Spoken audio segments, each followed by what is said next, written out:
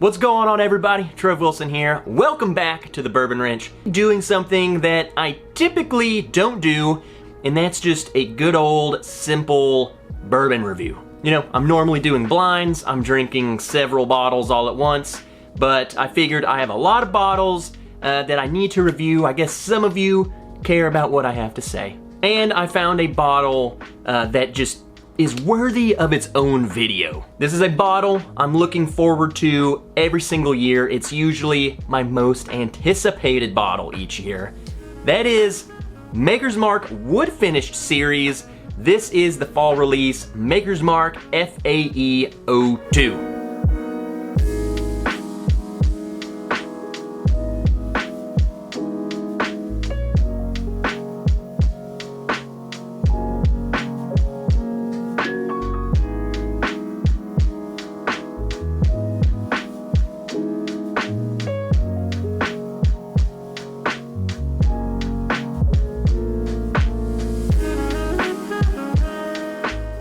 Now, just to give you a little background on the wood finishing series if you don't know much about it, and kind of just Maker's Mark in general.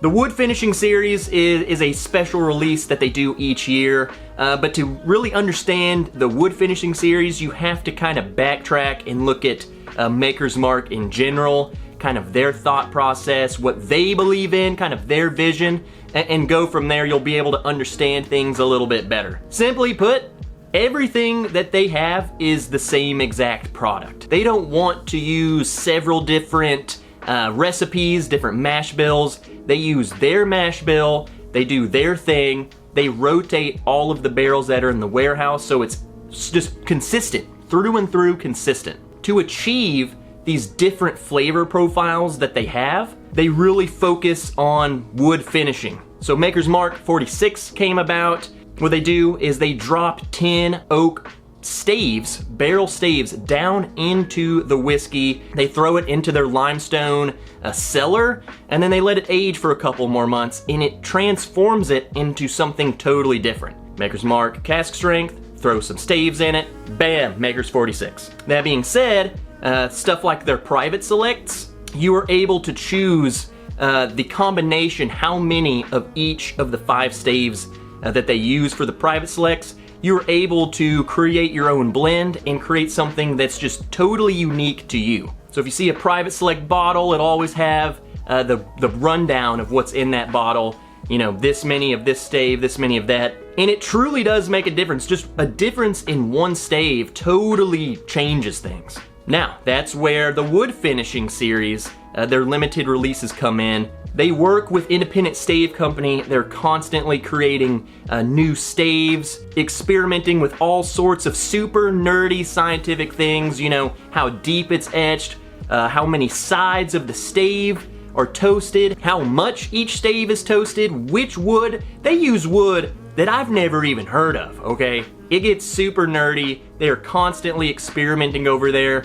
And what it does is essentially creates endless possibilities of different bourbons. So that's why you noticed a lot of the wood finishing series have, you know, some long Star Wars name, the RC6, the SC4, whatever. Usually the name of the stave profile that they selected for that limited release. Now, getting on to today's bottle, that was a lot of information. The FAE-02, this is the fall release. Unlike the other batches, the FAE-1, which was the spring release for this year, and the FAE-2 focuses on fatty acid esters. So, if you don't know what that is, it's just, you know, the compound in whiskey that gives you that thick, creamy mouthfeel, okay? Now, with the FAE-01, they only toasted one side of the staves. The FAE-02, I guess they did both sides. So, it's the same stave, but this time they just toasted both sides.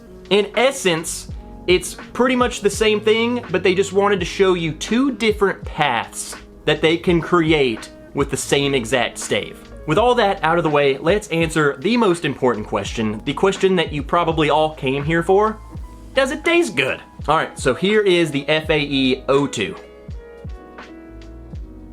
Very dense, very dark, chocolatey notes, woody, very oaky. It's quite pleasant. Little bit of vanilla spice, but it's not like a bright vanilla. It's like dark vanilla, almost like a burnt vanilla. It smells absolutely delicious. And again, I am a Maker's fanboy, so I just like everything that they do. All right, let's just get straight into it. Let's see how this guy tastes. Okay, so I know that on the front of the bottle, it says texture forward. I'm telling you, I didn't let it influence me, but man, is that one heavy sucker. It's the first thing you notice is just how dense, how mouth coating it is. It's heavy. This is breakfast whiskey, just coats your mouth, syrupy, almost like a maple syrup going on, just fully coats your mouth. Maker's Mark, they non-chill filter pretty much everything, so their mouthfeel is immaculate anyway. This is just to a whole other level. This is just amplified. All right, let's go back into it. Let's see some other notes that are coming out. Nice, chocolatey, dense oak. This is much oakier than I remember the FAE-01 being for sure. Right off the bat, this one, definitely chocolate, definitely wood. It's oaky, but it's not like a bitter off-putting oak, okay? There's still nice levels of spiciness going on. It's not bitter, it's still sweet. It kind of reminds me of a Snickers bar. So you're getting that chocolate, you're getting some nougat, maybe without the nuts, but still a Snickers. I think that's fantastic. What we should do though, we're gonna compare it. FAE-01, we're gonna directly side by side. The FAE-01 was definitely one of my favorite bottles so far in 2021, so it's gonna be interesting to see how much I like it compared to the two. All right, from here on out, we will refer to these simply as 1 and 2. All right, here we go, 1. It's so different. It's crazy. It's crazy how different it is. 1 is just so much brighter. It's like bright vanilla. Totally way more vanilla, like a bright red fruit, so like a cherry. Nice levels of spice still, but it's just really vanilla, caramel forward, cherry forward. Not as heavy, not as dense. It doesn't feel like I'm smelling syrup or anything. And then straight into 2. Oh yeah. 2, side by siding them, is the oak really shines through, that chocolatey oak. This is way brighter, way fruitier, almost sweeter to me. It's like that sweet vanilla. Man, I don't know how I'm gonna pick between them. Oh, I know, by tasting them. 1. So 1, best way to explain it is like some vanilla dessert with a cherry drizzle on top of it. Maybe sprinkle a little cinnamon on there, other baking spices, but much more bright. It's vanilla, it's lighter. The mouthfeel is still good, but man, it definitely is not as coating of the mouth as 2 was, so let's get straight into 2. Again, 2 is so creamy. It's definitely towards, or more towards the chocolate mocha side of things, whereas this is more of the vanilla side of things. All right, so this is the part of the episode where we are gonna discuss which one is my favorite, because I know you're gonna ask, which one's your favorite, which one's better? I will say these are 2 different beasts, okay? So I would say, don't listen to my answer if I say I like this one better than this one. I would say, think about what you like better. If you're more into that dark chocolate, oaky, denser flavors, the woodier flavor profile, or do you like the more vanilla, the brighter, cherry drizzly type stuff going on? Those are the questions you need to be asking. Again, to me, it really depends on my mood. Directly side by siding them right now, if you just have to have an answer, maybe I would go with 1 over 2. I can't really tell you why. That's just what I'm liking right now. If you ask me here in a little bit, I would probably say 2. I don't know. They're both really good. I think this is just a perfect way to show what they can do, explore the same stave, but how different they can make things. I applaud Maker's Mark. I think their vision, their ideas and how they're going about this with all of these different stave combinations, it's genius. It allows them to create something unique without truly limiting how many people get this. They always say, yeah, there's very few of these.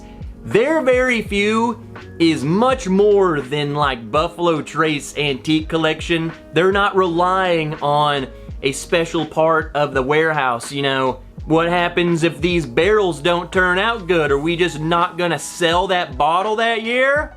No, they take a barrel of Maker's Cask Strength, they drop some new wood into it, and bam, brand new bottle. Love it. So to wrap it up, this is a definite recommend from me. For the people who say, man, I'm not really that big into Makers, I would say these are still worth a try. These staves really change things in a different direction. There we have it, guys. I hope you enjoyed the video. If you've tried the FAE-02, let me know what you think of it. And if you've tried the FAE-01, let me know how you think it compares to it and which one you prefer better.